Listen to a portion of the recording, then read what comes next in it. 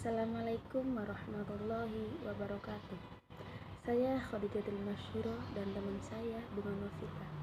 Kami dari kelompok 4 media pembelajaran akan mempresentasikan tentang klasifikasi media pembelajaran. 1. Pengertian klasifikasi media pembelajaran. Klasifikasi berasal dari bahasa Latin yaitu klasis, yang artinya mengelompokkan benda yang sama serta memisahkan benda yang tidak sama. Secara umum, pengertian klasifikasi adalah usaha menata pengetahuan atau benda ke dalam tata urutan yang sistematis. Kata media berasal dari bahasa Latin yaitu medium, yang artinya perantara, sedangkan dalam bahasa Arab, media berasal dari kata wasailah, yang artinya pengantar pesan dari pengirim kepada penerima. Sedangkan pembelajaran adalah proses interaksi peserta didik dengan pendidik dan sumber belajar pada suatu lingkungan belajar. Dalam suatu proses belajar mengajar, kehadiran media mempunyai arti yang cukup penting, karena dalam kegiatan tersebut ketidakjelasan bahan yang akan disampaikan dapat dibantu dengan menghadirkan media sebagai perantara. Sekarang kita masuk pembahasan klasifikasi media pembelajaran. Pada pengelompokan klasifikasi media pembelajaran ada 5 pembahasan, yaitu pengklasifikasian berdasarkan bentuk dan ciri fisiknya. Yang kedua, berdasarkan jenis dan tingkat pengalaman. Yang ketiga, berdasarkan persepsi indera yang diperoleh. Yang keempat, berdasarkan penggunaannya. Dan yang kelima, berdasarkan pemanfaatannya. Yang pertama ada klasifikasi berdasarkan bentuk dan ciri fisiknya, yaitu yang pertama ada media pembelajaran 2 dimensi. Contohnya itu ada gambar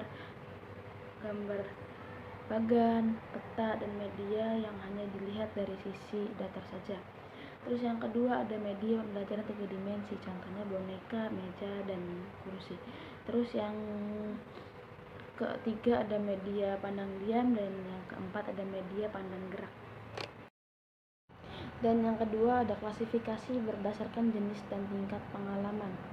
Yang pertama itu ada pengalaman secara langsung, yaitu berupa pengalaman langsung pada suatu peristiwa maupun mengamati kejadian atau objek sebenarnya.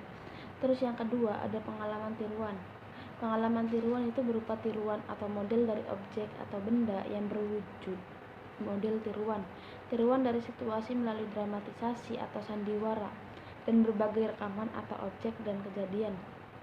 Yang ketiga, pengalaman dari kata-kata, yaitu berupa kata-kata yang diucapkan, rekaman kata-kata dari media perekam, dan kata-kata yang ditulis maupun dicetak.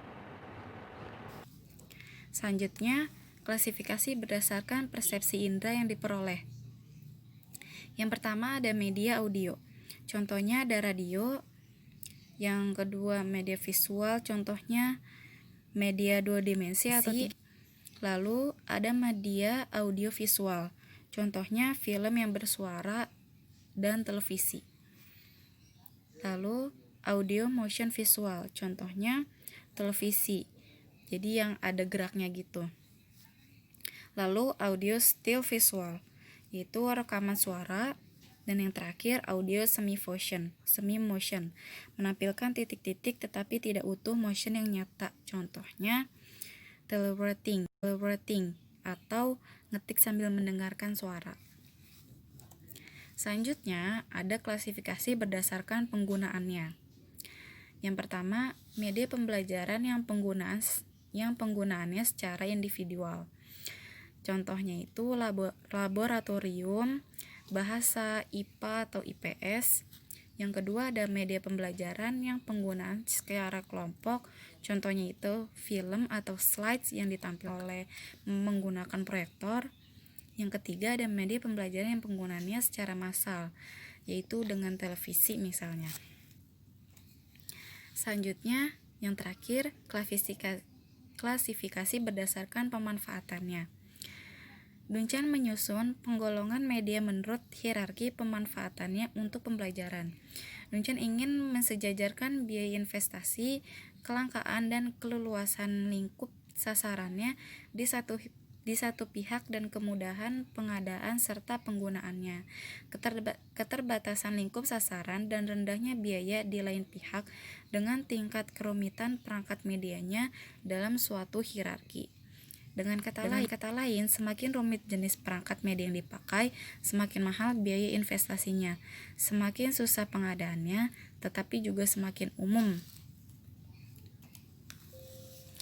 Ya, jadi yang dimaksud pemanfaatannya itu kita menggunakan media pembelajarannya sesuai dengan apa yang ada aja gitu, apa yang kita mampu juga, sesuai dengan tingkat kemanfaatannya aja gitu, sesuai dengan materi ajar yang akan kita sampaikan gitu teman-teman. Mungkin itu aja presentasi yang dapat kita sampaikan. Kurang dan lebihnya mohon maaf. Mungkin dari teman-teman ada yang kurang paham, boleh ditanyakan, silahkan.